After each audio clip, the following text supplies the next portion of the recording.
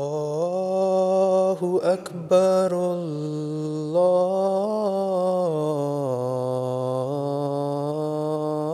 الله أكبر الله أكبر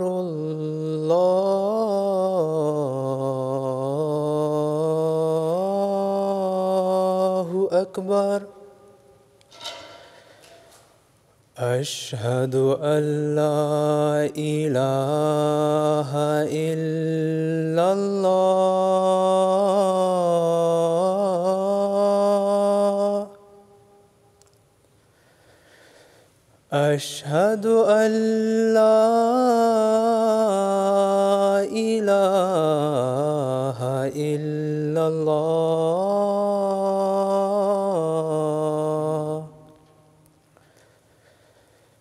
أشهد أن محمدًا رسول الله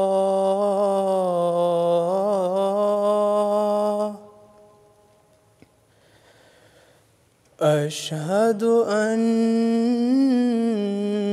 محمدًا رسول الله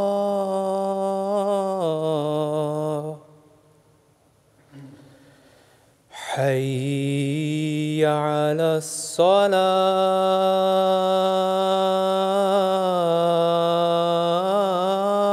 الصلاة حي على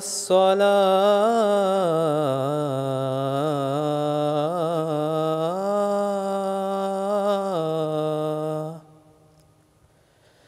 حي على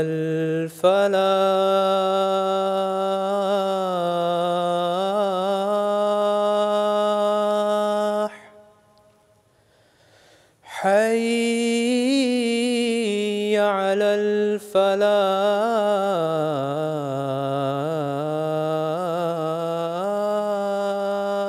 الفلاح الله أكبر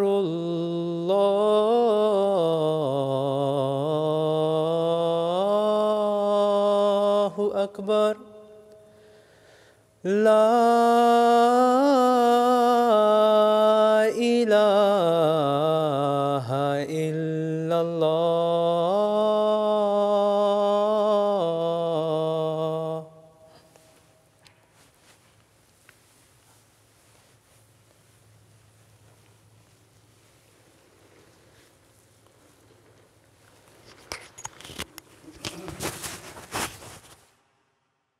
السلام علیکم ورحمۃ اللہ.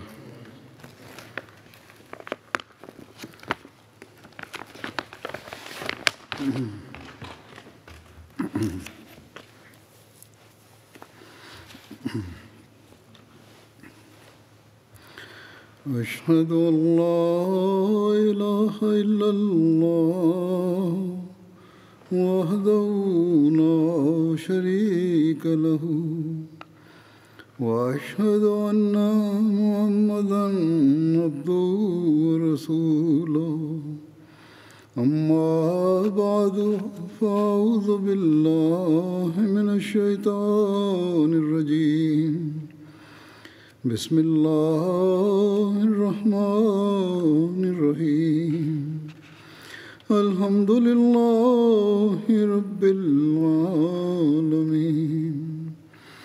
الرحمن الرحيم مالك يوم الدين إياك نعبد وإياك نستعين اهدنا الصراط المستقيم صراط الذين أنعمت عليهم غير المغضوب عليهم ولا الضالين.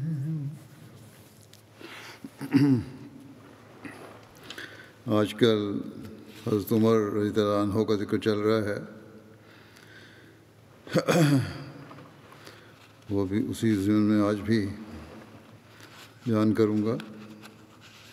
حضرت مسلم موعود رضی اللہ عنہ فرماتے ہیں، حضرت عمر کے متعلق ایک روایت میں آتا ہے کہ جب انہوں نے رسول کریم صلی اللہ علیہ وسلم کے ایک ارشاد کے متحد یہودیوں اور عیسائیوں کو یمن سے نکالا تو آپ نے ان کی زمینیں ضبط نہیں کیں بلکہ ان کی زمینیں خریدیں۔ مزید فرماتے ہیں کہ یمن کی زمین جو عیسائیوں اور یہودیوں کے نیچے تھی وہ خراجی تھی، لیکن جب حضرت عمر رضی اللہ عنہ نے وہ زمین یہودیوں اور عیسائیوں سے لے لی اور ان کو عرب کے جزیرے سے نکال دیا تو باوجود اس کے کہ وہ زمین خراجی تھی اور اصولی طور پر حکومت اس کی مالک سمجھی جاتی تھی، انہوں نے وہ زمین ان سے چھینی نہیں بلکہ خریدی۔ چنانچہ فتح الباری شرح بخاری میں یہ حدیث درج ہے کہ یحییٰ ابن سعید ان عمر اجلا اہل نجرانہ والیہودا والنصارى واشترى بیاض ارضہم وقرومہم، یعنی یحییٰ بن سعید روایت کرتے ہیں کہ حضرت عمر نے نجران کے مشرکوں اور یہودیوں اور عیسائیوں کو وہاں سے جلا وطن کر دیا اور ان کی زمینیں اور باغ خرید لیے۔ یہ ظاہر ہے کہ یہودیوں کی زمین عشری نہیں ہو سکتی، کیونکہ اگر وہ عشری تھی تو اس کا مالک کوئی مسلمان ہوگا، بس یہودیوں سے اس کے خریدنے کا کوئی سوال ہی نہیں تھا۔ وہ یقیناً خراجی تھی، جیسا کہ ہندوستان کی زمین کو خراجی قرار دیا جاتا ہے، لیکن حضرت عمر رضی اللہ عنہ نے اس کو خراجی قرار دے کر اور حکومت کو اس کا مالک قرار دے کر اس کو ضبط نہیں کیا بلکہ اس کو خریدا۔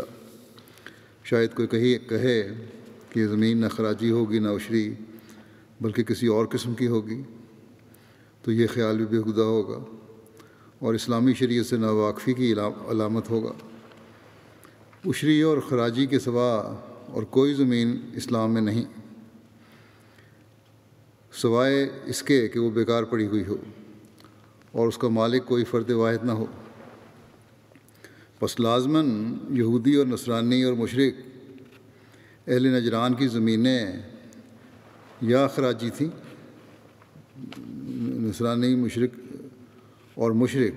اہل نجران کی زمینیں یا خراجی تھیں یا عشری تھیں، مگر دونوں صورتوں میں ان کا مالک حضرت عمر نے ان کے قابضوں کو قرار دیا اور ان سے وہ زمینیں خریدی گئیں۔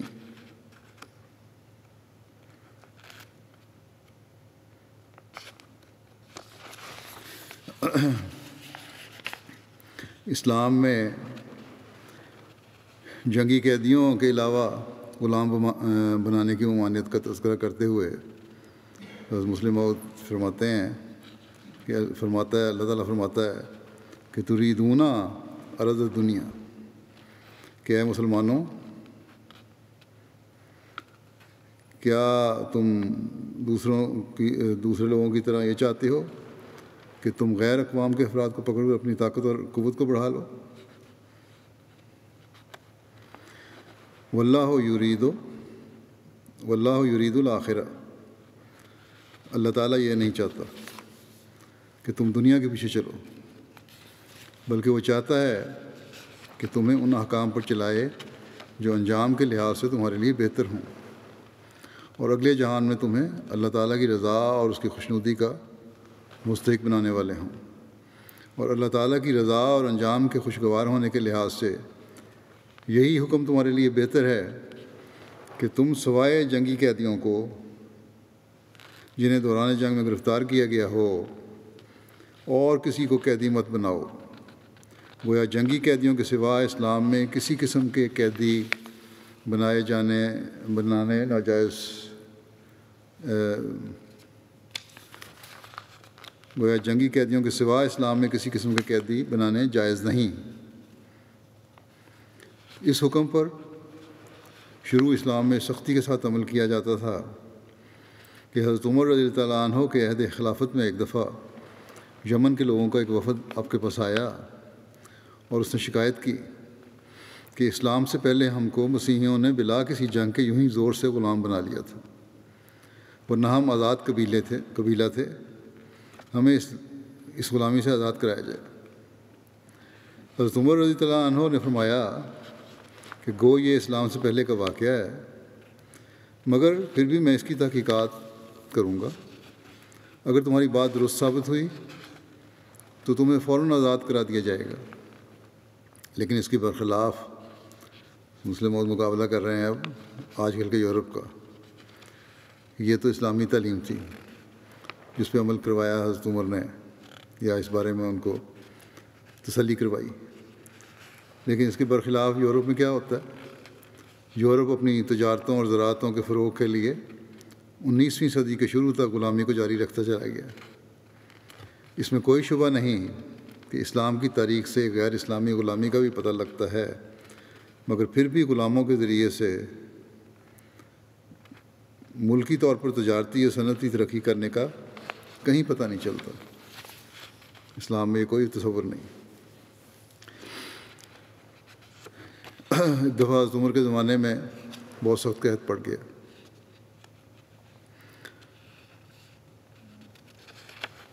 اور مدینہ اور اس کے گرد و نواح میں سخت قحط پڑا۔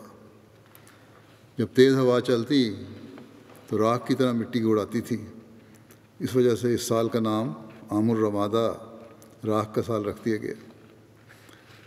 عوف بن حارث اپنے والد سے روایت کرتے ہیں کہ اس سال کا نام عام الرمادہ یعنی راکھ کا سال رکھا گیا، اس لیے کہ ساری زمین بارش نہ ہونے کی وجہ سے سیاہ ہو کر راکھ کی مشابہ ہو گئی تھی، اور یہ کیفیت 9 ماہ رہی۔ حزام بن ہشام اپنے والد سے روایت کرتے ہیں کہ 18 ہجری میں لوگ جب حج سے واپس ہوئے تو انہیں سخت تکلیف پہنچی، ملک میں خشک سالی پھیل گئی، مویشی ہلاک ہو گئے اور لوگ بھوک سے مرنے لگے، یہاں تک کہ لوگ بوسیدہ ہڈیوں کا صفوف پیس کر اس کو پانی میں ڈال کر پینے لگے، اور چوہوں وغیرہ کے بلوں کو کھودتے اور اس میں جو ہوتا اسے نکالنے لگے۔ حضرت ابن عمر سے روایت ہے کہ حضرت عمر بن خطاب نے حضرت عمر بن عاص کی طرف عام الرمادہ میں خط لکھا، بسم اللہ الرحمن الرحیم، اللہ کے بندے عمر امیر المومنین کی طرف سے عاصی بن عاصی کے نام، تم پر سلامتی ہو، اما بعد، کیا تم مجھے اور ان لوگوں کو مرتا ہوا دیکھنا چاہتے ہو جو میرے پاس ہیں، اور تم زندہ ہو، اور وہ لوگ جو تمہارے پاس ہیں وہ بھی زندہ ہوں؟ کیا کوئی مدد کرنے والا ہے؟ پھر آپ نے 3 دفعہ لکھا اس پہ، مدد مدد مدد۔ اس کے جواب میں حضرت عمر بن عاص نے لکھا، بسم اللہ الرحمن الرحیم، اللہ جس کے سوا کوئی عبادت کے لائق نہیں، اس کے بندے کی طرف، اما بعد، آپ کے پاس مدد پہنچ گئی، کچھ دیر انتظار فرمائیں، میں آپ کی طرف اونٹوں کا ایک قافلہ بھیج رہا ہوں، جس کا پہلا اونٹ آپ کے پاس ہوگا اور اس کا آخری اونٹ میرے پاس ہوگا، یعنی اتنا بڑا قافلہ ہوگا، ایک قطار ہوگی لمبی۔ والی مصر حضرت عمر بن عاص نے اناج اور غلے کے 1000 اونٹ بھیجے، گھی اور کپڑے وغیرہ اس کے علاوہ تھے۔ والی عراق حضرت سعد نے 3000 اونٹ اناج اور غلے کے بھیجے، کپڑے وغیرہ اس کے علاوہ تھے۔ والی شام حضرت امیر معاویہ نے 2000 اونٹ غلے کے بھیجے اور کپڑے وغیرہ اس کے علاوہ تھے۔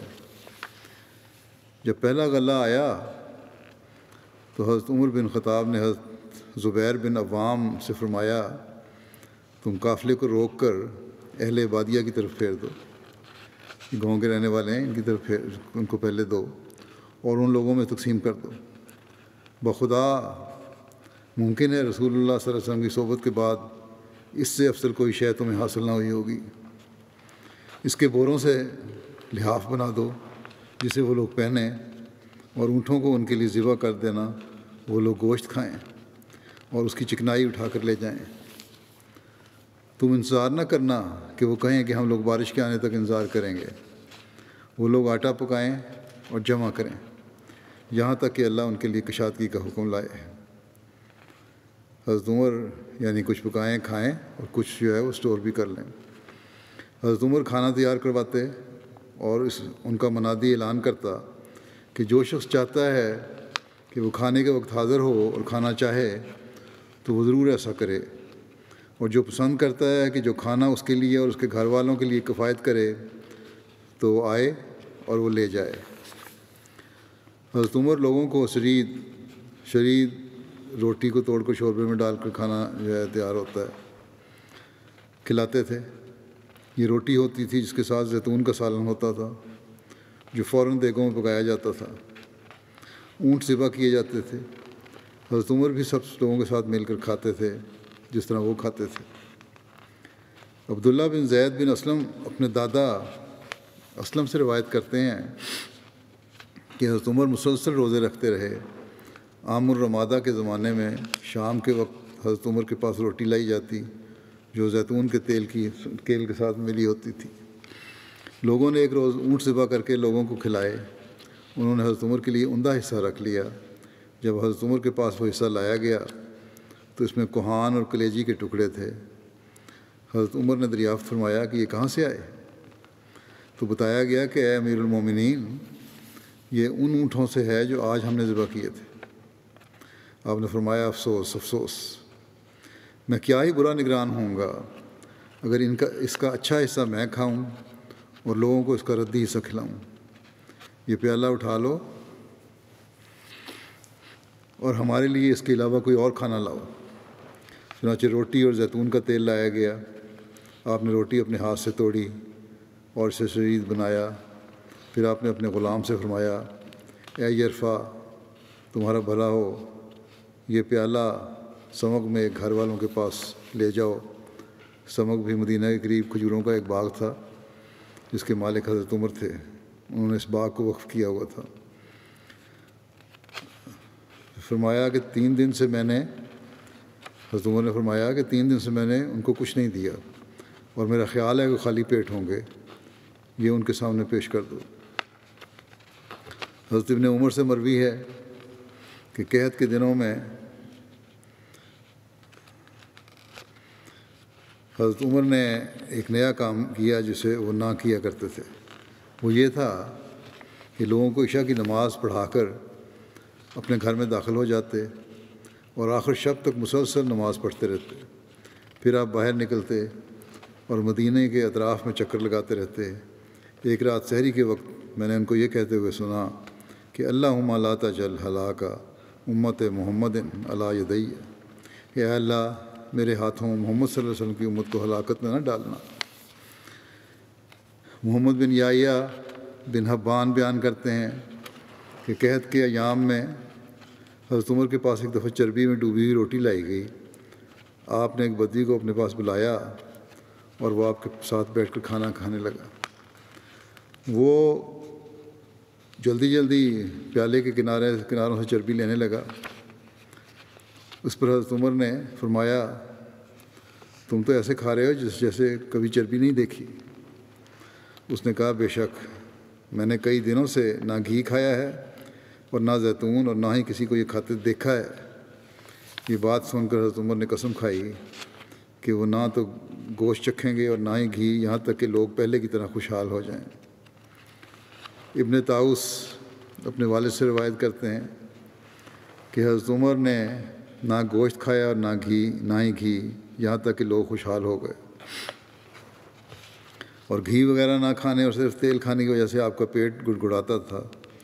آپ کہتے یعنی اپنے مخاطب کر کے پیٹ کو کہ تم گڑگڑاتے رہو، اللہ کی قسم تمہیں کچھ اور نہیں ملے گا تا وقت کہ لوگ خوشحال نہ ہو جائیں اور پہلے جیسا کھانا شروع نہ کر دیں۔ ایاز بن خلیفہ کہتے ہیں کہ میں نے قحط کے سال حضرت عمر کو دیکھا، آپ کا رنگ سیاہ ہو گیا تھا، حالانکہ پہلے آپ کا رنگ سفید تھا۔ ہم کہتے یہ کیسے ہوا؟ تو راوی نے بتایا کہ حضرت عمر ایک عربی آدمی تھے، وہ گھی اور دودھ کا استعمال کرتے تھے۔ جب لوگوں پر قحط آیا تو انہوں نے یہ چیزیں اپنے اوپر حرام کر لیں، یہاں تک کہ لوگ خوشحال ہو جائیں۔ حضرت عمر نے تیل کے ساتھ کھانا کھایا جس سے آپ کا رنگ تبدیل ہو گیا، اور جب فاقہ کشی کی تو یہ رنگ مزید تبدیل ہو گیا۔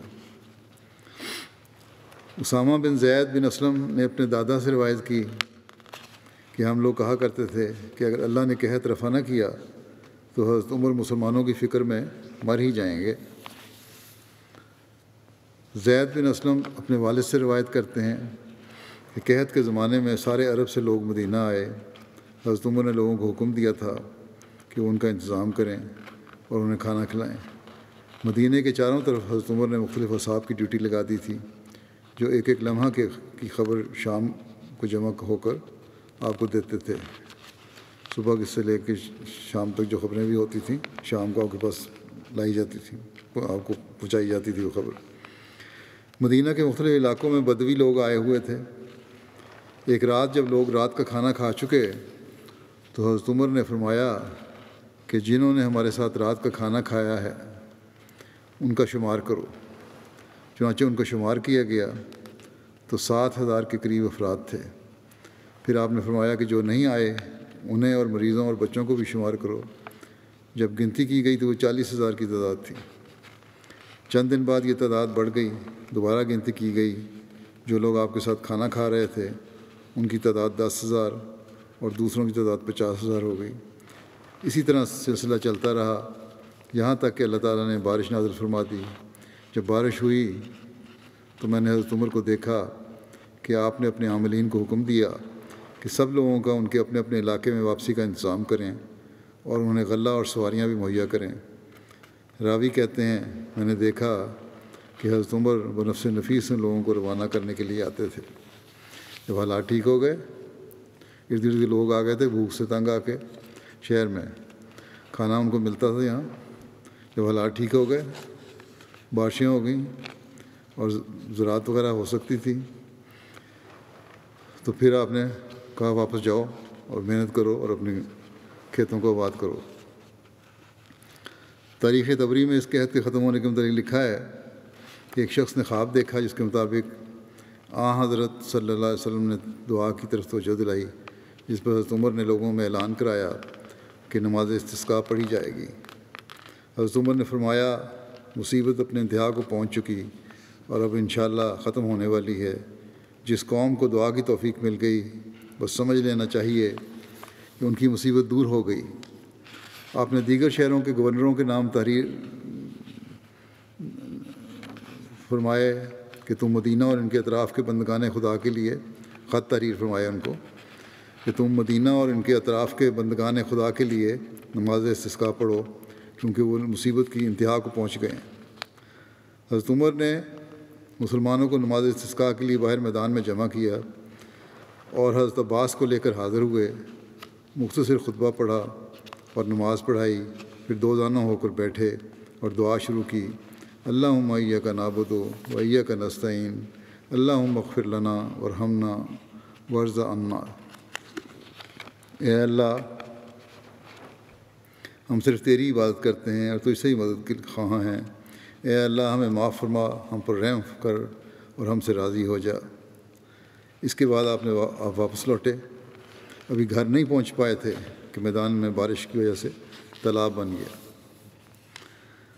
ایک روایت کے مطابق حضرت عمر نے دعا کرتے ہوئے عرض کیا کہ اے اللہ تیرے نبی صلی اللہ علیہ وسلم کے زمانے میں جب ہم پر خشک سالی ہوتی تو ہم تیرے نبی کے واسطے بارش کی دعا کیا کرتے تھے تو ہم پر بارش برساتا تھا۔ آج ہم تجھے تیرے نبی صلی اللہ علیہ وسلم کے چچا کا واسطہ دے کر دعا کر رہے ہیں، بس تو ہماری یہ قحط سالی ختم کر دے اور ہم پر بارش نازل فرما۔ چنانچہ لوگ ابھی اپنی جگہوں سے ہٹے نہ تھے کہ بارش برسنی شروع ہو گئی۔ عبداللہ بن ابراہیم پھر مسجد نبی میں ذکر آتا ہے کہ چٹائیاں بچھانے کا سلسلہ کب شروع ہوا۔ پہلے لوگ اسی طرح نماز پڑھتے تھے اور فرش پہ یا کچی جگہ پہ نماز پڑھتے تھے، ماتھے پر مٹی لگ جایا کرتی تھی۔ اس کے بعد پھر چٹائیوں کا رواج ہوا۔ اس بارے میں عبداللہ بن ابراہیم سے روایت ہے کہ سب سے پہلے مسجد نبوی میں جس نے چٹائی بچھائی وہ حضرت عمر بن خطاب تھے۔ پہلے لوگ جب اپنا سر سجدے سے اٹھاتے تو اپنے ہاتھ جھاڑا کرتے تھے۔ اس پر آپ نے چٹائیاں بچھانے کا حکم دیا جو عقیق سے لائی گئیں اور مسجد نبوی میں بچھائی گئیں۔ عقیق بھی ایک وادی کا نام ہے جو مدینہ کے جنوب مغرب سے شروع ہو کر شمال مغرب تک تقریباً 150 کلومیٹر تک پھیلی ہوئی وادی ہے، بہت بڑی وادی کہتے ہیں۔ حضرت عمر کے زمانے میں 17 ہجری میں مسجد نبوی کی توسیع بھی ہوئی تھی۔ حضرت عبداللہ بن عمر سے مروی ہے کہ رسول اللہ صلی اللہ علیہ وسلم کے دور میں مسجد کچی اینٹوں سے بنی ہوئی تھی، جس کی چھت کھجور کی ٹہنیوں اور پتوں سے بنی ہوئی تھی اور ستون کھجور کے تنوں کے تھے۔ حضرت ابوبکر صدیق رضی اللہ عنہ نے اس کو اسی حال میں رہنے دیا اور اس میں کوئی توسیع یا تبدیلی نہ کی۔ حضرت عمر نے اس کی تعمیر نو اور توسیع کروائی، مگر اس کی حیت اور طرز تعمیر میں کوئی تبدیلی نہ کرائی۔ انہوں نے بھی اسے اسی طرح کے طرز تعمیر سے بنوایا۔ چھت پہلے کی طرح کھجور کے پتوں ہی کی رہی، انہوں نے صرف ستون لکڑی کے ڈلوا دیے۔ حضرت عمر نے 17 ہجری میں مسجد کی تعمیر کو اپنی زیر نگرانی مکمل کروایا۔ اس توسیع کے بعد مسجد کا رقبہ 100 ذرا یعنی تقریباً 50 میٹر سے بڑھ کر 140 ذرا تقریباً 70 میٹر ہو گیا۔ اس روایت سے ظاہر ہوتا ہے کہ حضرت ابوبکر کے دور میں بھی مسجد نبوی وہی رہی جو کہ رسول اللہ صلی اللہ علیہ وسلم کے عہد میں تھی، تاہم حضرت عمر کی تعمیر نو کے ساتھ اس میں کافی توسیع ہو گئی تھی۔ ابو سعید خدری کی روایت ہے کہ حضرت عمر نے حکم دیا کہ مسجد نبوی کی تعمیر نو کی جائے اور لوگوں کو بارش سے بچانے کا بندوبست کیا جائے، تاہم سرخ و سفید تزئین سے اجتناب کیا جائے کیونکہ یہی تزئین انسان کو مصائب میں دوچار کر دیتی ہے۔ حضرت عمر نے کفایت شاری سے کام لیا اور مسجد کو اسی طرز پر استوار کیا جیسا کہ رسول اللہ صلی اللہ علیہ وسلم کے دور مبارک میں ہوا کرتی تھی۔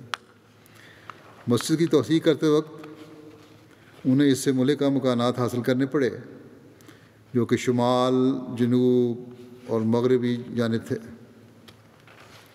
کچھ لوگوں نے برضا اور رغبت اپنی زمینیں مسجد کے لیے ہبہ کر دیں اور کچھ کے لیے حضرت عمر کو افہام و تفہیم اور مالی ترغیب کا طریقہ اختیار کرنا پڑا۔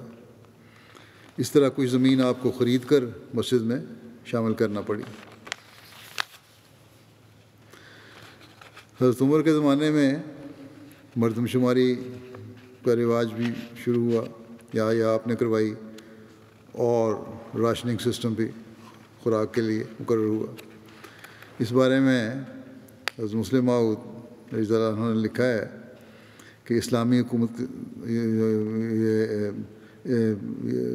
اس ضمن میں کہ اسلامی حکومت کا نظم و نسق کس طرح چلتا تھا اور کیا کیا تبدیلیاں ہوئیں، کیا کیا نئی باتیں پیدا ہوئیں، شروع کی گئیں انتظامی معاملات میں۔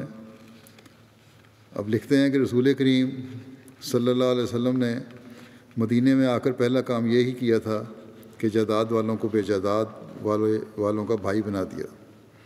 انصار جائیدادوں کے مالک تھے اور مہاجر بے جائیداد تھے۔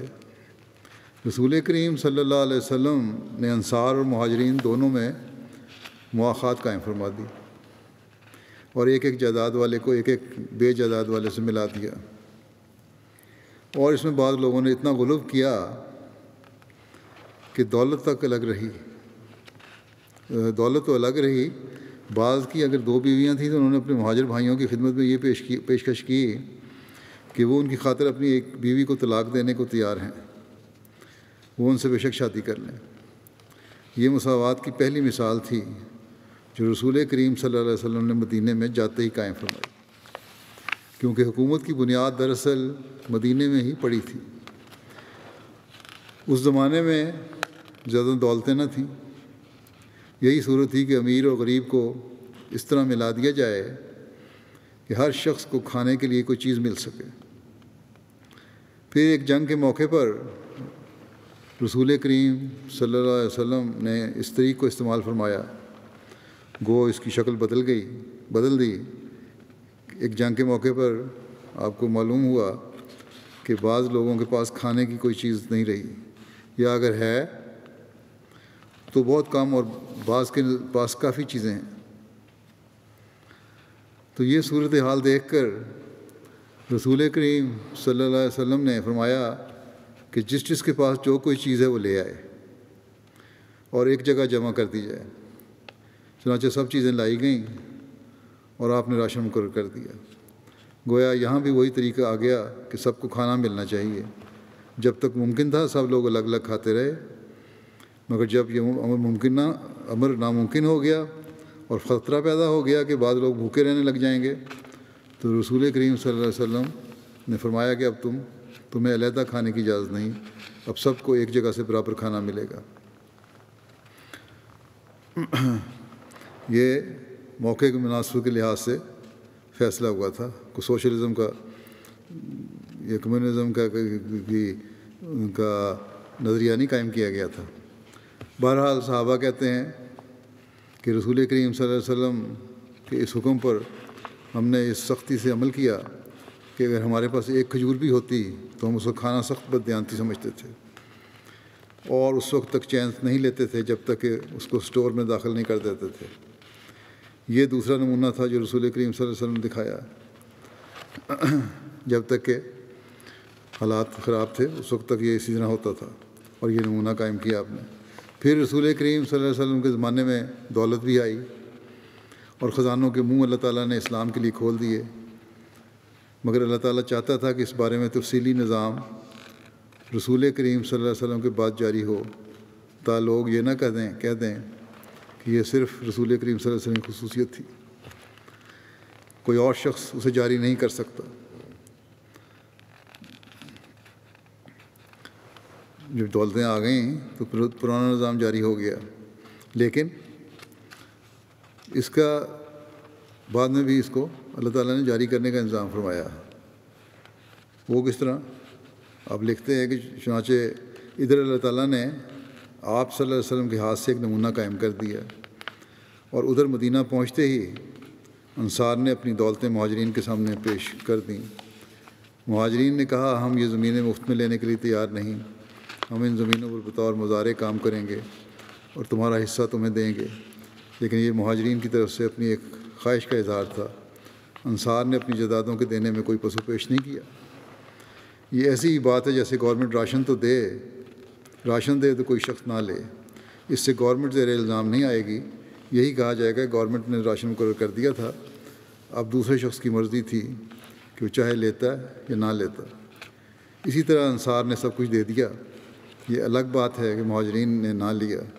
غرض عملی طور پر رسول کریم صلی اللہ علیہ وسلم نے یہ کام اپنی زندگی میں ہی شروع فرما دیا تھا، یہاں تک کہ جب بحرین کا بادشاہ مسلمان ہوا تو آپ نے اسے ہدایت فرمائی کہ تمہارے ملک میں جن لوگوں کے پاس گزارے کے لیے کوئی زمین نہیں ہے تم ان میں سے ہر شخص کو 4 درہم اور لباس گزارے کے لیے دو، تاکہ وہ بھوکے اور ننگے نہ رہیں۔ اس کے بعد مسلمانوں کے پاس دولتیں آنی شروع ہو گئیں۔ چونکہ مسلمان کم تھے اور دولت زیادہ تھی، اس لیے کسی نے نئے قانون کے استعمال کی اس وقت ضرورت محسوس نہ ہوئی، کیونکہ جو ضرورت غرض تھی وہ پوری ہو رہی تھی۔ اصول یہ ہے کہ جب خطرہ ہو تب قانون جاری کیا جائے، اور جب نہ ہو اس وقت اجازت ہے کہ حکومت اس قانون کو جاری کرے یا نہ کرے۔ پھر جو میں پہلے جو بات شروع کی تھی، جو بیان کرنا چاہتا تھا، اس کے بیچ میں دوسری تفصیل آ گئی۔ اب یہ ہے وہ بات یہ ہے کہ رسول اللہ صلی اللہ علیہ وسلم کے بعد یہ نظام کس طرح جاری ہوا۔ جب رسول کریم صلی اللہ علیہ وسلم وفات پا گئے اور مسلمان دنیا کے مختلف گوشوں میں پھیلنے شروع ہوئے تو اس وقت غیر قومیں بھی اسلام میں شامل ہو گئیں۔ عرب لوگ تو ایک جتھا اور ایک قوم کی شکل میں تھے اور وہ آپس میں مساوات بھی قائم رکھتے تھے۔ جب اسلام مختلف گوشوں میں پہنچا اور مختلف قومیں اسلام میں داخل ہونی شروع ہوئیں تو ان کے لیے روٹی کا انتظام بڑا مشکل ہو گیا۔ آخر حضرت عمر رضی اللہ عنہ نے تمام لوگوں کی مردم شماری کرائی اور راشننگ سسٹم قائم کر دیا، جو بنو امیہ کے عہد تک جاری رہا۔ یورپین مورخ بھی تسلیم کرتے ہیں کہ سب سے پہلی مردم شماری حضرت عمر رضی اللہ عنہ نے کروائی تھی، اور وہ یہ بھی تسلیم کرتے ہیں کہ حضرت عمر نے یہ سب سے پہلی مردم شماری رعایا سے دولت چھیننے کے لیے نہیں بلکہ ان کی غذا کا انتظام کرنے کے لیے جاری کی تھی۔ اور حکومتیں تو اس لیے مردم شماری کراتی ہیں مردم شماری کراتی ہیں کہ لوگ قربانی کے بکرے بنیں اور فوجی خدمات بجا لائیں، مگر حضرت عمر نے اس لیے مردم شماری نہیں کرائی کہ لوگ قربانی کے بکرے بنیں، بلکہ اس لیے کرائی کہ ان کے پیٹ میں روٹی ڈالی جائے، یہ دیکھا جائے کہ کتنے لوگ ہیں اور خوراک کا کتنا انتظام کرنا ہے۔ چنانچہ مردم شماری کے بعد تمام لوگوں کو ایک مقررہ نظام کے ماتحت غذا ملتی، اور جو باقی ضروریات رہ جاتی ان کے لیے انہیں ماہوار کچھ رقم دے دی جاتی، اور اس بارے میں اتنی احتیاط سے کام لیا جاتا تھا کہ حضرت عمر کے زمانے میں جب شام فتح ہوا اور وہاں سے زیتون کا تیل آیا بے شمار، تو آپ نے ایک دفعہ لوگوں سے کہا، ہر ایک کو زیتون کا تیل ملنے لگ گیا، تو آپ نے لوگوں سے کہا کہ زیتون کے استعمال سے میرا پیٹ پھول جاتا ہے۔ یعنی حضرت عمر نے کو خود بھی ملتا تھا، اس میں سے تیل لیتے تھے، تو آپ نے کہا کہ زیتون کا استعمال جب میں کروں زیادہ تو میرا پیٹ پھول جاتا ہے، تم مجھے اجازت دو کہ میں بیت المال سے اتنی ہی قیمت کا گھی لے لیا کروں، جتنی قیمت کا زیتون ہے اتنی قیمت کا گھی لے لیا کروں، اور زیتون کیونکہ میری صحت کے لیے ٹھیک نہیں ہے۔ غرض یہ پہلا قدم تھا جو اسلام میں لوگوں کی ضروریات کو پورا کرنے کے لیے اٹھایا گیا، اور ظاہر ہے کہ اگر یہ نظام قائم ہو جائے تو اس کے بعد کسی اور نظام کی ضرورت نہیں رہتی، کیونکہ سارے ملک کی ضروریات کی ذمہ دار حکومت ہوگی، ان کا کھانا، ان کا پینا، ان کا پہننا، ان کی تعلیم، ان کی بیماریوں کا علاج اور ان کی رہائش کے لیے مکانات کی تعمیر، یہ سب کا سب اسلامی حکومت کے ذمہ ہوگا۔ اور اگر یہ ضروریات پوری ہوتی رہیں تو کسی بیمہ وغیرہ کی ضرورت نہیں رہتی۔ بیمے اس لیے لوگ کرواتے ہیں نا کہ بعد میں ہم نے بچوں کے لیے کچھ چھوڑ جائیں یا اپنی ضروریات جب کمائی نہیں کر سکتے ضروریات پوری کر سکیں بڑھاپے میں، تو اگر حکومت یہ ذمہ داری لے لے تو پھر کسی بیمے کی ضرورت نہیں رہتی۔ پھر مسلمان دیکھتے ہیں کہ مگر بعد میں آنے والوں نے یہ کہنا شروع کر دیا کہ یہ بادشاہ کی مرضی پر منحصر ہے، وہ چاہے تو کچھ دے اور چاہے تو نہ دے، اور چونکہ ابھی اسلامی تعلیم پوری طور پر راسخ نہیں ہوئی تھی، وہ لوگ پھر کیسر و کسرا کے طریق کی طرف مائل ہو گئے، جس طرح دوسرے بادشاہ کرتے تھے وہی طریق پھر رائج ہو گیا۔ اسلامی حکومت کے ہر شخص کے لیے روٹی کپڑے کے انتظام کرنے کے بارے میں مسلم مزید فرماتے ہیں کہ اسلامی حکومت میں جب وہ اموال کی مالک ہوئی تو اس نے ہر ایک شخص کی روٹی کپڑے کا انتظام کیا۔ چنانچہ وہی بیان ہوا ہے کہ حضرت عمر رضی اللہ عنہ کے زمانے میں جب نظام مکمل ہوا تو اس وقت اسلامی تعلیم کے ماتحت ہر فرد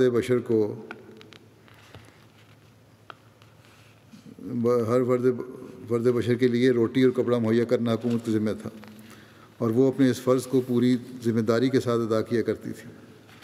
حضرت عمر رضی اللہ عنہ نے اس غرض کے لیے مردم شماری کا طریق جاری کیا اور رجسٹرات کھولے جن میں تمام لوگوں کے ناموں کا اندراج ہوا کرتا تھا۔ یورپین مصنفین بھی تسلیم کرتے ہیں، جیسے کہ پہلے ذکر بھی آ چکا ہے، کہ مردم شماری حضرت عمر رضی اللہ عنہ نے کی، پہلی مردم شماری حضرت عمر رضی اللہ عنہ نے کی، اور انہوں نے ہی رجسٹرات کا طریق جاری کیا۔ اس مردم شماری کی وجہ یہی تھی کہ ہر شخص کو روٹی کپڑا دیا جائے، اور حکومت کے لیے ضروری تھا کہ وہ اس بات کا علم رکھے کہ کتنے لوگ اس ملک میں پائے جاتے ہیں۔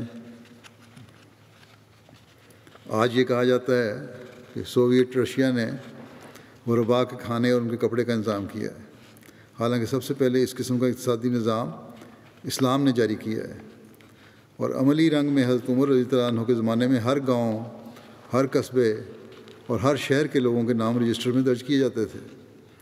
ہر شخص کی بیوی، اس کے بچوں کے نام اور ان کی تعداد درج کی جاتی تھی، اور پھر ہر شخص کے لیے غذا کی بھی ایک حد مقرر کر دی گئی تھی۔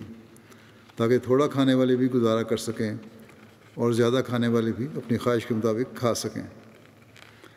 تاریخوں میں ذکر آتا ہے کہ حضرت عمر رضی اللہ عنہ نے ابتدا میں جو فیصلے فرمائے ان میں دودھ پیتے بچوں کا خیال نہیں رکھا گیا تھا، اور ان کو اس وقت غلہ وغیرہ کی صورت میں مدد ملنا شروع ہوتی تھی جب مائیں اپنے بچوں کا دودھ چھڑا دیتی تھیں۔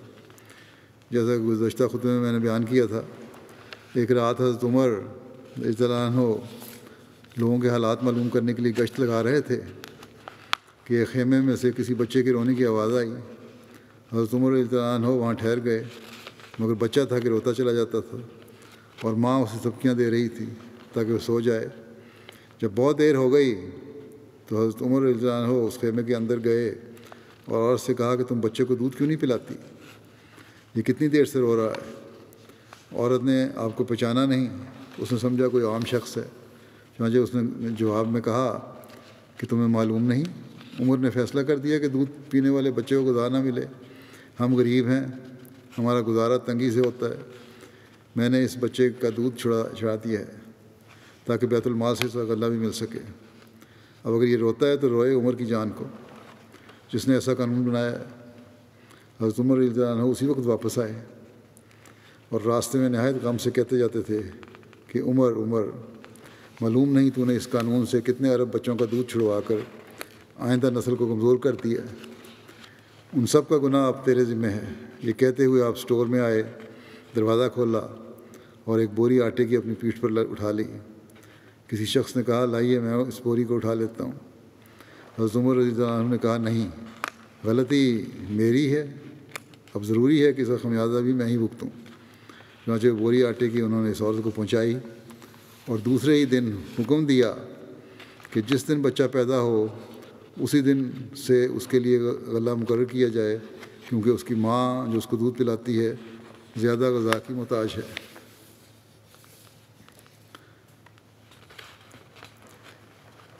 پھر حضرت مسلم موعود فرماتے ہیں کہ اسلام ہی ہے جس نے ملکی حقوق بھی قائم کیے ہیں۔ اسلام کے نزدیک ہر فرد کی خوراک، رہائش اور لباس کی ذمہ دار حکومت ہے، اور اسلام نے ہی سب سے پہلے اس اصول کو جاری کیا ہے۔ اب دوسری حکومتیں بھی اس کی نقل کر رہی ہیں مگر پورے طور پر نہیں۔ بیمے کیے جا رہے ہیں، فیملی پینشنیں دی جا رہی ہیں، مگر یہ کہ جوانی اور بڑھاپے دونوں میں خوراک اور لباس کی ذمہ دار حکومت ہوتی ہے۔ یہ اصول اسلام سے پہلے کسی مذہب نے پیش نہیں کیا۔ دنیاوی حکومتوں کی مردم شماریاں اس لیے ہوتی ہیں تا ٹیکس لیے جائیں یا فوجی بھرتی کے متعلق یہ معلوم کیا جائے کہ ضرورت کے وقت کتنے نوجوان مل سکتے ہیں، مگر اسلامی حکومت میں سب سے پہلی مردم شماری جو حضرت عمر رضی اللہ عنہ کے زمانے میں کروائی گئی تھی وہ اس لیے کروائی گئی تھی تاکہ تمام لوگوں کو کھانا اور کپڑا مہیا کیا جائے، اس لیے نہیں کہ ٹیکس لگایا جائے یا یہ معلوم کیا جائے کہ ضرورت کے وقت فوج کے لیے کتنے نوجوان مل سکیں گے، بلکہ وہ مردم شماری محض اس لیے تھی کہ تا ہر فرد کو کھانا اور کپڑا مہیا کیا جائے، اور اس میں کوئی شبہ نہیں کہ ایک مردم شماری رسول کریم صلی اللہ علیہ وسلم کے زمانے میں بھی ہوئی تھی، مگر اس وقت ابھی مسلمانوں کو حکومت حاصل نہیں ہوئی تھی، اس لیے اس مردم شماری کا مقصد محض مسلمانوں کی تعداد معلوم کرنا تھی۔ جو مردم شماری اسلامی حکومت کے زمانے میں سب سے پہلے ہوئی وہ حضرت عمر کے زمانے میں ہوئی، اور اس لیے ہوئی تاکہ ہر فرد کو کھانا اور کپڑا مہیا کیا جائے۔ یہ کتنی بڑی اہم چیز ہے جس سے تمام دنیا میں امن قائم ہو جاتا ہے۔ صرف یہ کہہ دینا کہ درخواست دے دو، اس پر غور کیا جائے گا، اسے ہر انسان کی غیرت برداشت نہیں کر سکتی کہ درخواستیں منگوائی جائیں پھر غور کیا جائے۔ اس لیے اسلام نے یہ اصول مقرر کیا ہے کہ کھانا اور کپڑا حکومت کے ذمہ ہے، اور یہ ہر امیر اور غریب کو دیا جائے گا، خواہ وہ کروڑ پتی ہی کیوں نہ ہو، خواہ وہ آگے کسی اور کو ہی کیوں نہ دے دے، تاکہ کسی کو یہ محسوس نہ ہو کہ اسے ادنا خیال کیا جاتا ہے۔ جب امیروں کو ملے گا تو امیر بھی اگر تقویٰ پہ چلنے والے ہیں تو پھر آگے وہ ضرورت مندوں کو دیں گے بجائے اسے فائدہ اٹھانے کے۔ حضرت عمر کے زمانے میں ممالک کو صوبہ جات میں تقسیم کیا گیا۔ 20 ہجری میں مقبوضہ ممالک کو 8 صوبوں میں تقسیم فرمایا حضرت عمر نے تاکہ انتظامی امور میں آسانی رہے۔ نمبر 1 مکہ، نمبر 2 مدینہ، نمبر 3 شام، نمبر 4 جزیرہ، number 5 Basra, number 6 Kufa, number 7 مصر اور نمبر 8 فلسطین۔ پھر شورا کا قیام آپ کے زمانے میں ہوا۔ مجلس شورا میں ہمیشہ لازمی طور پر ان دونوں گروہ یعنی مہاجرین اور انصار کے ارکان شریک ہوتے تھے۔ انصار بھی 2 قبیلوں میں منقسم تھے، اوس و خزرج، چنانچہ ان دونوں خاندانوں کا مجلس شورا میں شریک ہونا ضروری تھا۔ اس مجلس شورا میں حضرت عثمان، حضرت علی، حضرت عبد الرحمن بن عوف، حضرت معاذ بن جبل، حضرت ابی بن کعب، حضرت زید بن ثابت شامل ہوتے تھے۔ مجلس کے انعقاد کا یہ طریقہ تھا کہ پہلے ایک منادی اعلان کرتا تھا کہ الصلاۃ جامعہ، یعنی سب لوگ نماز کے لیے جمع ہو جائیں۔ جب لوگ جمع ہو جاتے تو حضرت عمر مسجد نبوی میں جا کر 2 رکعت نماز پڑھتے تھے۔ نماز کے بعد ممبر پر چڑھ کر خطبہ دیتے تھے اور بحث طلب امر پیش کیا جاتا تھا، اس میں بحث ہوتی تھی۔ معمولی اور روزمرہ کے کاروبار میں اس مجلس کے فیصلے کافی سمجھے جاتے تھے، لیکن جب کوئی اہم امر پیش آتا تھا تو مہاجرین اور انصار کا اجلاس عام ہوتا تھا اور سب کے اتفاق سے وہ امر طے پاتا تھا۔ فوج کی تنخواہ، دفتر کی ترتیب، اعمال کا تقرر، غیر قوموں کی تجارت کی آزادی اور ان پر محصول کی تشخیص، غرض ہر قسم کے بہت سے معاملات ہیں جو شورا میں پیش ہو کر طے پاتے تھے۔ مجلس شورا کا اجلاس اکثر خاص ضرورتوں کے پیش آنے کے وقت ہوتا تھا۔ اس کے علاوہ ایک اور مجلس تھی، وہاں روزانہ انتظامات اور ضروریات پر گفتگو ہوتی تھی۔ یہ مجلس ہمیشہ مسجد نبوی میں منعقد ہوتی تھی اور صرف مہاجرین صحابہ اس میں شریک ہوتے تھے۔ صوبہ جات اور اضلاع کی روزانہ خبریں جو دربار خلافت میں پہنچتی تھیں، حضرت عمر اس مجلس میں بیان کرتے تھے، اور کوئی بحث طلب امر ہوتا تھا تو اس میں لوگوں سے رائے لی جاتی تھی۔ مجلس شورا کے ارکان کے علاوہ عام رعایا کو انتظامی امور میں مداخلت حاصل تھی۔ صوبہ جات اور اضلاع کے حاکم اکثر رعایا کی مرضی سے مقرر کیے جاتے تھے، بلکہ بعض اوقات بالکل انتخاب کا طریقہ عمل میں آتا تھا۔ کوفہ، بصرہ اور شام میں جب اعمال خراج مقرر کیے جانے لگے تو حضرت عمر نے ان تینوں صوبوں میں احکام بھیجے کہ وہاں کے لوگ اپنی اپنی پسند سے ایک شخص انتخاب کر کے بھیجیں جو ان کے نزدیک تمام لوگوں سے زیادہ دیانتدار اور قابل ہو۔ عاملین کی تقرری اور ان کے لیے کیا ہدایات دیں، کس طرح ہدایات دیتے تھے حضرت عمر، اس بارے میں لکھا ہے کہ عام خدمات کے لیے عہدیداروں کی تقرری شورا کے ذریعے کی جاتی، جن پر سب ارکان اتفاق کر لیتے، اس کا انتخاب کر لیا جاتا جس پر سب کا اتفاق ہوتا۔ بعض اوقات صوبے یا ضلع کے حاکم کو حکم بھیجتے کہ جو شخص زیادہ قابل ہو اس کا انتخاب کر کے بھیجو، چنانچہ انہیں منتخب لوگوں کو حضرت عمر عامل مقرر فرما دیتے۔ حضرت عمر نے عاملین کی زیادہ تنخواہیں مقرر فرمائی تھیں۔ یہ بھی بڑی حکمت ہے تاکہ ایمانداری سے یہ لوگ اپنے کام کر سکیں، کوئی لالچ نہ ہو دنیاوی۔ حضرت عمر عہدیداروں کو یہ نصیحہ فرماتے کہ یاد رکھو، میں نے تم لوگوں کو امیر اور سخت گیر مقرر کر کے نہیں بھیجا، بلکہ امام بنا کر بھیجا ہے تاکہ لوگ تمہاری تقلید کریں۔ مسلمانوں کے حقوق ادا کرنا ان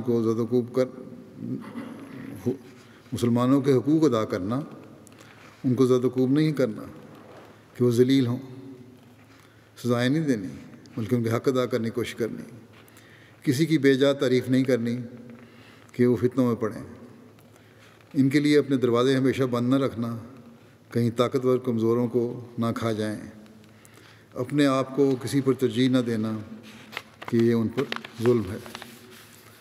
جو شخص عامل مقرر ہوتا اس سے یہ عہد لیا جاتا کہ وہ ترکی گھوڑے پر سوار نہیں ہوگا، باریک کپڑے نہیں پہنے گا، چھنا ہوا آٹا نہیں کھائے گا، دروازے پر دربان مقرر نہیں کرے گا، ضرورت مندوں کے لیے ہمیشہ دروازے کھلے رکھے گا۔ یہ ہدایات تمام عاملین کے لیے تھیں اور لوگوں میں پڑھ کر سنائی جاتی تھیں۔ عاملین مقرر کرنے کے بعد ان کے مال و اسباب کی جانچ کی جاتی تھی۔ اگر عامل کی مالی حالت میں غیر معمولی ترقی ہوتی جس کے بارے میں وہ تسلی نہ کروا سکتے تو اس کا مواخذہ کیا جاتا اور زائد مال بیت المال میں جمع کروا لیا جاتا۔ عاملین کو حکم تھا کہ حج کے موقع پر لازمی جمع ہوں۔ وہاں پبلک عدالت لگتی جس میں کسی شخص کو کسی عمل سے شکایت ہوتی تو فوراً اس کا ازالہ کیا جاتا۔ عاملین کی شکایات پیش ہوتیں، ان کی تحقیقات کے متعلق بھی ایک عہدہ قائم تھا جس پر کبار صحابہ ہوتے جو تحقیقات کے لیے جاتے، اور اگر شکایت سچ ہوتی تو عاملین کا مواخذہ کیا جاتا۔ عاملین کی شکایت کے متعلق حضرت عمر کے رویے کا ذکر کرتے ہوئے حضرت مسلم موعود لکھتے ہیں کہ حضرت عمر رضی اللہ عنہ کا ہی واقعہ ہے۔ کوفے کے لوگ بڑے باغی تھے اور وہ ہمیشہ اپنے افسروں کے خلاف شکایتیں کرتے رہتے تھے کہ فلاں قاضی ایسا ہے، فلاں میں یہ نقص ہے اور فلاں میں وہ نقص ہے۔ حضرت عمر ان کی شکایات پر حکام کو بدل دیتے اور افسر مقرر کر کے بھیج دیتے، اور افسر دوسرے افسر مقرر کر کے بھیج دیتے، بدل دیتے ان کو۔ بعض لوگوں نے کہا، حضرت عمر کو یہ بھی کہا کہ یہ طریق درست نہیں ہے، اس طرح بدلتے رہیں گے وہ شکایتیں کرتے رہیں گے، آپ بار بار افسر کو نہ بدلیں۔ مگر حضرت عمر نے کہا کہ میں افسروں کو بدلتا ہی چلا جاؤں گا یہاں تک کہ کوفے والے خود ہی تھک جائیں۔ جب اسی طرح ایک عرصہ تک ان کی طرف سے شکایتیں آتی رہیں تو حضرت عمر نے کہا اب میں کوفے والوں کو ایک ایسا گورنر بھجواؤں گا جو انہیں سیدھا کر دے گا۔ یہ گورنر 19 سال کا ایک نوجوان تھا جو حضرت عمر نے بھیجا سیدھا کرنے کے لیے، وہ ایک 19 سالہ نوجوان تھا، عبد الرحمن بن ابی لیلہ اس کا نام تھا۔ جب کوفے والوں کو پتہ لگا کہ 19 سال کا ایک لڑکا ان کا گورنر مقرر ہو کر آیا ہے تو انہوں نے کہا آؤ ہم سب مل کر اس سے مذاق کریں۔ وہ شریر اور شوخ تو تھے ہی کوفے کے لوگ، انہوں نے بڑے بڑے جبہ پوش لوگوں کو جو 70 80 90 سال کے تھے اکٹھا کیا اور فیصلہ کیا کہ ان سب بوڑھوں کے ساتھ شہر کے تمام لوگ مل کر عبد الرحمن کا استقبال کرنے کے لیے جائیں اور مذاق کے طور پر اسے سوال کریں کہ جناب کی عمر کیا ہے، اس سے عمر پوچھیں اس کی۔ جب وہ جواب دے گا تو خوب ہنسی اڑائیں گے، مذاق اڑائیں گے اس کا کہ چھوکرا ہمارا گورنر بن گیا۔ چنانچہ اسی اسکیم کے مطابق وہ شہر سے 2-3 میل باہر آئے اس کا استقبال کرنے کے لیے۔ ادھر سے گدھے پر سوار عبد الرحمن بن ابی لیلہ بھی آ نکلے۔ کوفہ کے تمام لوگ صفیں باندھ کر کھڑے تھے اور سب سے اگلی قطار میں بوڑھے سرداروں کی تھی۔ جب عبد الرحمن بن ابی لیلہ قریب پہنچے تو ان لوگوں نے پوچھا کیا آپ ہی ہمارے گورنر مقرر ہو کر آئے ہیں؟ اور عبد الرحمن آپ ہی کا نام ہے؟ انہوں نے کہا ہاں۔ اس پر ان میں سے ایک بہت بوڑھا آدمی آگے بڑھا اور اس نے کہا جناب کی عمر؟ عبد الرحمن نے کہا میری عمر؟ تم میری عمر کا اندازہ اس سے لگا لو کہ جب رسول کریم صلی اللہ علیہ وسلم نے اسامہ بن زید کو 10,000 صحابہ کا سردار بنا کر بھیجا تھا جس میں ابو بکر اور عمر بھی شامل تھے، تو جو عمر اس وقت اسامہ بن زید کی تھی اس سے 1 سال میری عمر زیادہ ہے۔ یہ سنتے ہی جیسے اوس پڑ جاتی ہے، وہ سب پیچھے ہٹ گئے، شرمندہ ہو کے پیچھے ہٹ گئے، اور انہوں نے ایک دوسرے سے کہا کہ جب تک یہ لڑکا یہاں رہے خبردار تم نہ بولنا ورنہ یہ کھال ادھیڑ دے گا۔ چنانچہ انہوں نے بڑے عرصے تک گورنری کی اور کوفہ والے ان کے سامنے بول نہیں سکتے تھے۔ پھر محاصل کا نظام، حضرت عمر نے عراق اور شام کی فتوحات کے بعد خراج کے نظم و نسق کی طرف توجہ کی۔ جو زمینیں بادشاہوں نے مقامی باشندوں سے جبراً چھین کر درباریوں اور امراء کو دی تھیں وہ مقامی لوگوں کو واپس دی گئیں، اور ساتھ ہی حضرت عمر نے حکم جاری فرما دیا کہ اہل عرب جو ان ملکوں میں پھیل گئے ہیں زراعت نہیں کریں گے، یعنی کہ عرب لوگ جو ہیں وہ زراعت نہیں کریں گے۔ اس کا ایک فائدہ تھا کہ جو زراعت کے متعلق تجربہ مقامی لوگوں کا تھا، عرب اس سے واقف نہ تھے۔ مقامی ہر علاقے کی زراعت کا اپنا طریقہ ہے، تو اس لیے یہ حکم تھا کہ باہر کے جو آئے ہوئے ہیں وہ زراعت نہیں کریں گے، بلکہ زراعت مقامی لوگ ہی کریں گے۔ خراج پہلے لوگوں سے زبردستی لیا جاتا تھا۔ حضرت عمر نے خراج کے قواعد مرتب کرنے کے بعد خراج کی وصولی کا طریق بھی نہایت نرم کر دیا اور نئی ترامیم کی۔ ذمیوں کا بہت خیال رکھتے تھے۔ خراج کی وصولی کے وقت باقاعدہ دریافت فرماتے کسی سے زیادتی تو نہیں ہوئی۔ ذمی رعایا سے جو پارسی یا عیسائی تھے ان سے رائے طلب کرتے اور ان کی آراء کا لحاظ کیا کرتے تھے۔ زراعت کی ترقی کے لیے حضرت عمر نے بے آواز زمینوں کے متعلق فرمایا کہ جو ان کو آباد کرے گا وہ اس کی ملکیت ہوگی۔ اس کے لیے 3 سال کا وقت مقرر کیا گیا۔ نہریں جاری کی گئیں، محکمہ آبپاشی قائم کیا گیا جو تالاب تیار کروانے وغیرہ کا کام بھی کرتا تھا۔ تو اس طرح تاکہ زراعت بہتر ہو، یہ کام تھے چند جو بھی میں نے گنوائے ہیں۔ ابھی ذکر حضرت عمر کا چل رہا ہے، انشاءاللہ آئندہ بیان ہوں گے۔ ایک اعلان بھی میں کرنا چاہتا ہوں، وہ یہ کہ احمدیہ انسائکلوپیڈیا ایک بنائی گئی ہے، اس کو آج لانچ کیا جائے گا۔ مرکزی شعبہ احمدیہ آرکائیو اور ریسرچ سینٹر نے یہ بنائی ہے۔ کچھ عرصہ پہلے انہوں نے اس پر کام کا آغاز کیا تھا اور اللہ تعالیٰ کے فضل سے اب یہ ویب سائٹ افراد جماعت کے لیے آن لائن مہیا کی جا رہی ہے۔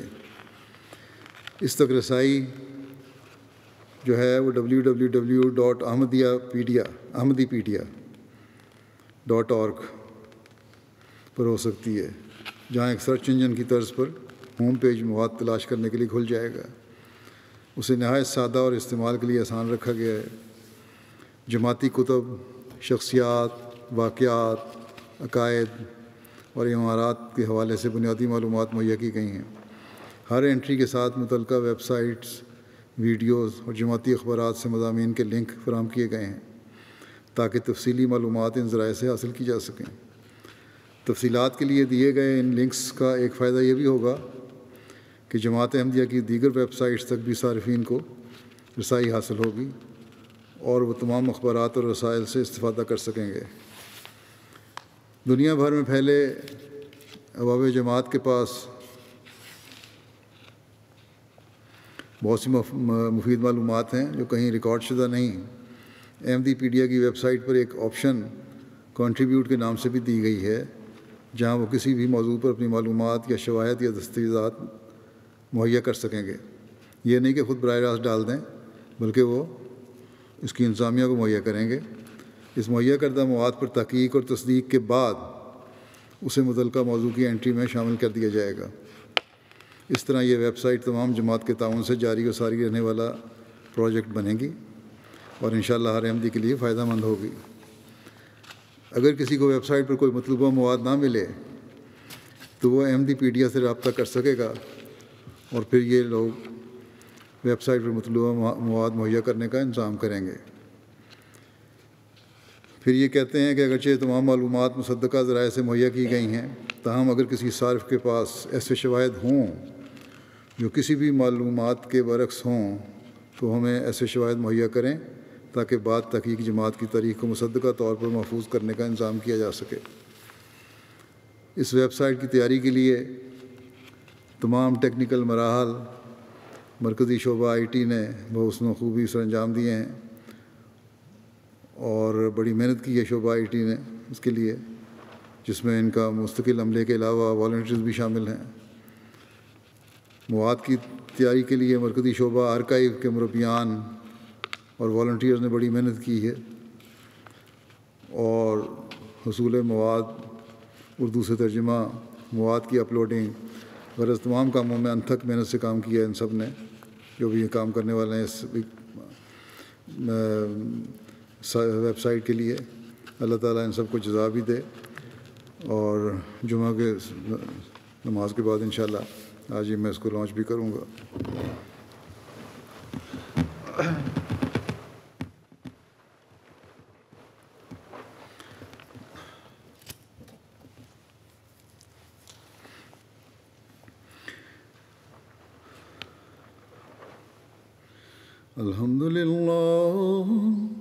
الحمد لله نحمده ونستعينه ونستغفره ونؤمن به ونتوكل عليه ونعوذ بالله من شرور أنفسنا ومن سيئات أعمالنا من يهده الله فلا مضل له ومن يضلل فلا هادي له ونشهد أن لا إله إلا الله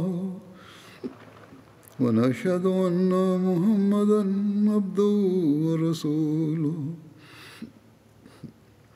عباد الله رحمكم الله إن الله يأمر بالعدل والإحسان وإيتاء ذي القربى وينهى عن الفحشاء والمنكر والبغي يعظكم لعلكم تذكرون. اذكروا الله يذكركم وادعوه يستجب لكم ولذكر الله أكبر.